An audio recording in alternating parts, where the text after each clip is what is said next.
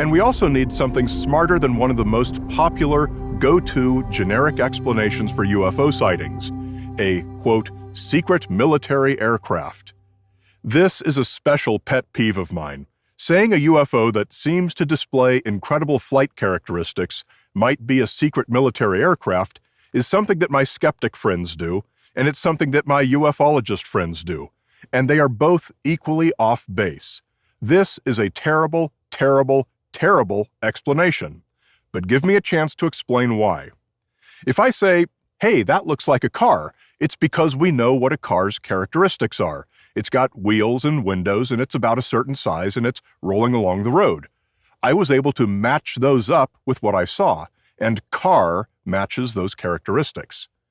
So now imagine any UFO sighting, something that's clearly not behaving like an airplane or a balloon or anything familiar.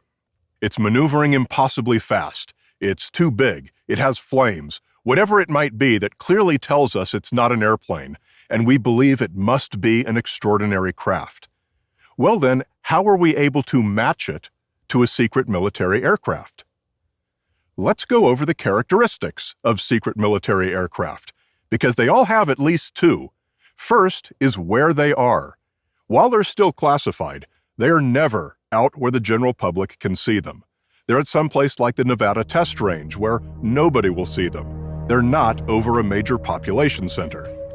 Second is what they move and look like. And we don't know what classified aircraft the military might be testing now, but we have a century of history of everything every government has ever flown. Every single aircraft that was ever secret, without exception, has flight capabilities in the same ballpark as other aircraft. And this includes the very newest manned and unmanned systems to go into service. Some have been incrementally faster. Some have had low observability features. Some have had advanced electronics. Not one has ever been truly unlike any other aircraft. They wouldn't need to be. We've had flying figured out pretty well for some time. Has any government that you know of ever tested an aircraft that has truly radical capabilities? No. I know of no nation that has ever tested an aircraft that is radically beyond any aviation capability we've ever heard of. And that's really all we know about classified aircraft.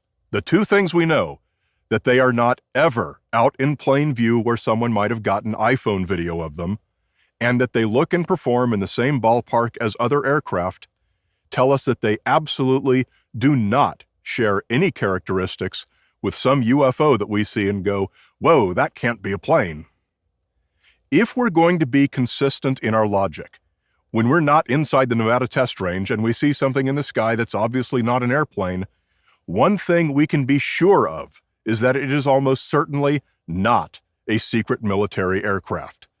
Look instead to the far more likely explanations, the ones that UFOs do turn out to be all the time, like celestial objects and airborne clutter.